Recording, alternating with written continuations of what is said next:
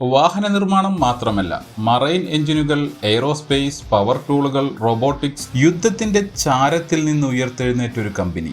എഞ്ചിനീയറിംഗിന്റെ എല്ലാ മേഖലയിലും തങ്ങളുടെ കയ്യൊപ്പ് ചാർത്തി നിശബ്ദമായി ലോകം കീഴടക്കിയ ഹോണ്ടയുടെ കഥ.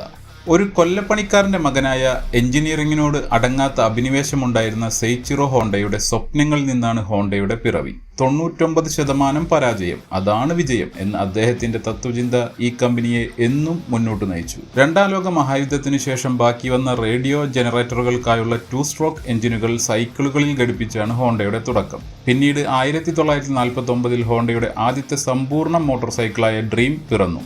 1963 കാർ നിർമ്മാണത്തിലേക്ക് കടന്ന ഹോണ്ട T360 ട്രക്കും S500 സ്പോർട്സ് കാറും പുറത്തിറക്കി. പിന്നീട് സിവിക്, അക്കോർഡ് തുടങ്ങിയ മോഡലുകളിലൂടെ ലോകമെമ്പാടുമുള്ള റോഡുകളിൽ ഹോണ്ട തങ്ങളുടെ സാന്നിധ്യം ഉറപ്പിച്ചു.